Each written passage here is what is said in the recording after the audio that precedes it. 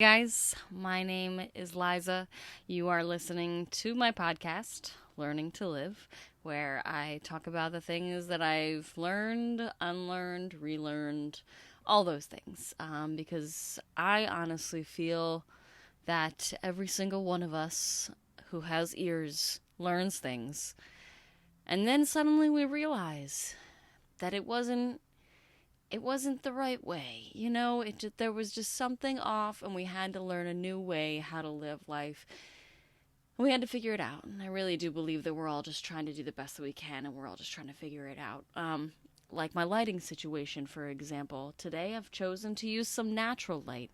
It's a little heavy. Maybe I'll close this blind. I think that's a little better. That's a little better. Okay. But it's been tricky because I have no blue light here. So the video thing's been a bit of a learning curve. Pun intended. Now, today, I want to talk about productivity. And the reason I want to talk about this is because it's come up in conversation, and it just I'm also going to be more mindful of when I pause and say things like and in this episode. So we'll see how that goes. When this has come up in conversation, the topic of productivity, I'm reminded of what I learned as a kid, which was taught by my parents, as well as the school systems, as well as every place of employment that I've ever worked at. And of course, my friends, the community. There it is, the first. And for me, I've had to unlearn what that means. For me, when I learned about being productive and doing things that were worthy of your time, basically how to spend my time and what to spend it doing, it was go, go, go, go, go. You don't stop. For me, this does not work. I am prone to burnout, is what I've learned. I can only handle so much. And balance, as I've mentioned before in many other episodes, is a huge theme in my life. As somebody who used to operate in extremes and still does in some ways, I have to be extra careful about going all in to something. Now, the term that comes to mind that I really want to talk about is not just productivity. It's toxic productivity. And the term productivity, I had to Google it, right, just for the sake of definition, is the effectiveness of productive effort. Why the word productive is in the definition, it bothers me. I'm not going to lie to you. The other definition I found was the state or quality of producing something. So that's annoying, but you understand what productivity is, right? And then if we bring in this word toxicity, we're all kind of familiar with that. We've heard of toxic relationships, maybe a toxic work environment. Toxic means very harmful or unpleasant in a pervasive or insidious way. And that's to say that as far as toxic productivity goes, what I'm saying is that productivity can indeed be toxic in my experience. We live in a culture where busyness is glorified. And what I mean by that is we live in a culture that shines a spotlight and really celebrates goal setting and goal achieving and working hard for something. In my life, honestly, if I could do anything I wanted, it would be to just go about my days very easily and write some stuff, just write things and I wouldn't necessarily involve money. I'd probably grow my own food if I had a place to do it, and my life would be very simple. It'd be very simple, and I would travel. Unfortunately, I need money in order to do those things. So right now I'm in a place in life where, well, I'm getting off track from our topic a little bit, but my point is that as far as our culture goes, it's glorified, as I said. Let me just come back to that. Busyness is glorified in our culture, and you know what I'm talking about. So this was the culture that I grew up in, at least, where I'm expected, and not only expected, but encouraged to get shit done on a regular basis, to strive, to work hard for things. And I just don't want to do that. I have no desire to push myself to such limits that I become exhausted. When I think of what I've learned now about productivity, the idea of balance comes to mind again. And that's because now I know that there must be a balance in the sense that I have to have rest. I can't just go. That is completely ridiculous. I've lived it. Maybe you have too. And it's unreasonable. It's unmanageable, isn't it? Aren't you tired? Don't you just want to sit down? I remember feeling like I couldn't wait till the end of a work week because I was working a 9 to 5, and when I finally was done, I couldn't wait to get shit-faced. And that was because, oh, hey neighbor, I have all my windows open right now because it's hot as shit in my trailer and my AC isn't working. And thank God there's a gentle breeze, but I had to open all 4 windows in this bitch to get some draft going. Okay, as I was saying, what was I saying? Ah, yes, I can remember. I recall a time in my youth, it was literally like 4 years ago, where I would so look forward to getting off of work so that I could go get drunk. And because it was the way, like I said, I used to operate in these extremes. So I would work to the point of like abusing my mind and my body. And then even with exercise, like I used to do CrossFit. And while that works for some people, for me, it's just a dangerous thing to do because I go all in and I won't stop. I don't know where the threshold is, so I just keep pushing. And I've had to learn now how to manage that, how to be more realistic about my expectations, how to be gentle with myself, how to give and take, how to receive and let myself rest, how to accept sitting still, how to be okay with that.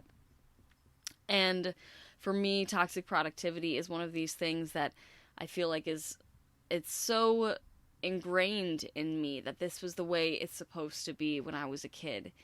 You know, I'm part of the generation that was basically told that you go to college and that's the way that you do this. And it seemed like there was no other option. At the time, I wasn't given any other alternative. And I didn't entertain any other alternative. That was just what I knew, you know? And for me now, even when I get sick, I have trouble with this idea of productivity. Because if I'm not being productive, then what am I doing? Well, I'm being a lazy sack of shit. That's what's going on in my head there. If I'm not doing something, if I'm not getting shit done, then what good am I? You know? What am I even doing? I'm just fucking around, just doing nothing. Like, that's no good. Nobody's gonna, pay me for that. Nobody's gonna appreciate me. That's not enough. I'm not doing enough. I need to do more.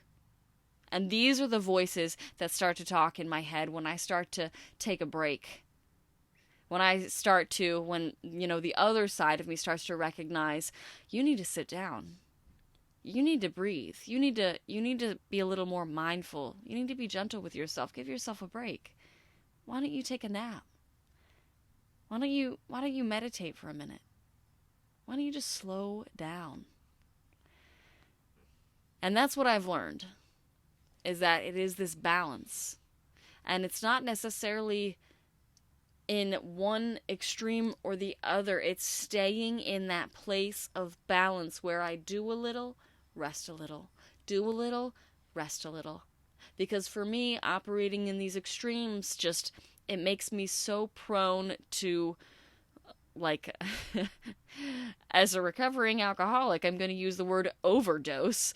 And I mean that in the sense that, it makes me prone to overdoing shit or underdoing. Because when I think about those old times where I would go to work and I was just exhausted, just run down. My body hurt from going to work and sitting at a desk. Like, my body was exhausted, And I'm sure some of us, we make those commutes. And the drive time on those, it's tiresome on your buddy. It's tiresome on your body, It's taxing. You don't realize the toll these things take sometimes until it's too late, until we are at the point of exhaustion and you're like, could I just get a fucking break? Like, I feel like I've been holding my breath and haven't had a chance to inhale. You know what I'm talking about? And if you feel like this, I can relate. I empathize completely. Like I said, I remember what it was like, and now I'm in such a better place with this. But even now, I can recognize, oh, there it is, The other times it was on purpose. That was accidental. But so when I think about now, I was sick recently, for example, and I'm hanging out with my boyfriend, and he's like, it's okay, we can just take it easy. And I'm like, but I want to go to the zoo. Like, I can't even, I don't know, when I'm sick, I had trouble giving myself some slack. I had trouble, telling myself, it's okay, you're sick, your body's unwell, it needs time to rest. I went grocery shopping. I went fucking shopping for clothes. I went to go get a COVID test at Patient First. And then right after that, I was like, I'm bored. I don't want to go home. So I went shopping for clothes at a consignment store. I was trying on clothes. And after about 10 items, I was like, I need to sit down. I feel like I'm going to pass out, And I'm just like, what am I doing? What am I doing? And it's because when I think about it now, it's because I wanted to keep doing stuff. Like, I couldn't just be. I couldn't just relax. I wanted to do stuff. I wanted to feel like I was doing something. And that comes for me from this place of avoiding myself. So when I think about this idea of toxic productivity, I was not only an alcoholic, I was a workaholic. And I would find myself totally drowning out my inner dialogue with other things in my environment. Whether that was alcohol, work, relationships, TV, Netflix binges. All of these things that would get me outside of my own head.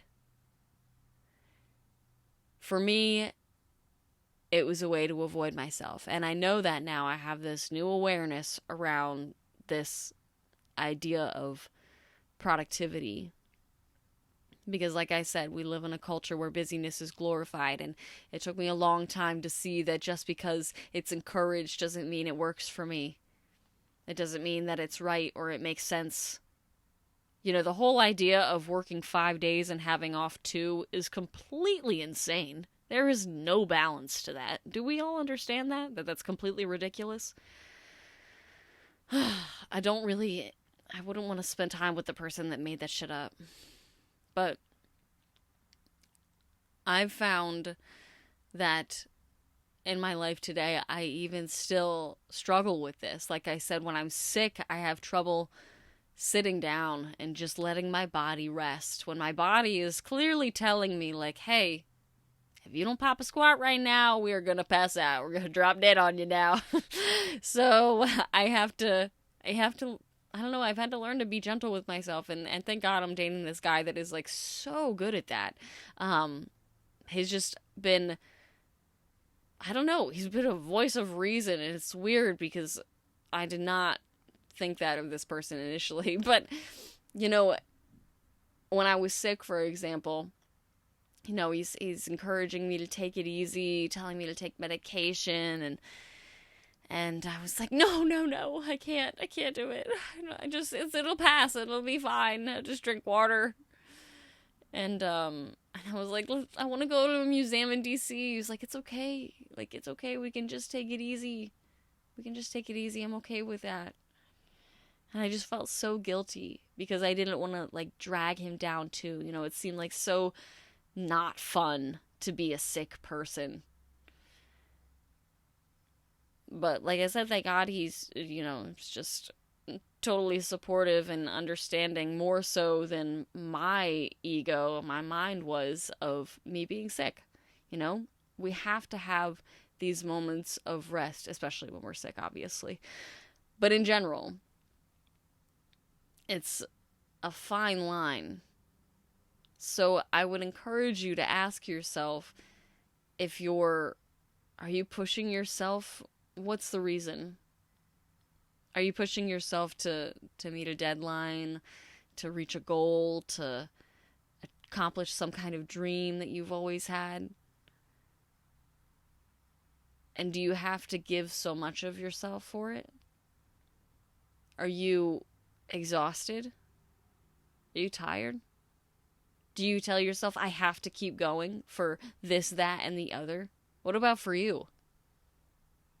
Are you sitting down? Are you taking a moment to take it all in? To just rest? To just be present? I want you to ask yourself these things. Because for me, I wasn't. It got to a point where when you operate in extremes like that, when I was operating in extremes like that, it was only a matter of time before, I went on a downward spiral, because operating in these two extremes was just completely unmanageable and unrealistic and not nice to me. It just was unkind to treat myself that way, to expect so much without rest. And of course, I don't want to rest too much. I don't want to become a sloth. I don't want to be eating too much ice cream, Like I said, it's a balance. So do a little here, do a little here, just to tip the scale slightly in one direction or the other, but I'm not going to put a giant boulder on one end of this scale. I'm going to just tip it so it remains balanced. You feel me? You know what I'm saying? So for me, this is what I've learned now. The thing I've had to unlearn in this case is that productivity can be toxic, and it can be a way to avoid myself. And then what I've learned now is that it's all about balance. I have to have rest with the productivity. I can't just go. It's not manageable, and it is fucking exhausting. I'm just tired thinking about it. It was exhausting, and it hurt, not just mentally, but physically. I was in physical agony, trying to wake up early go to bed late. And then on the weekend, I would have to sleep in because I was hungover and needed a full day to recover. That was just no way to live, you know.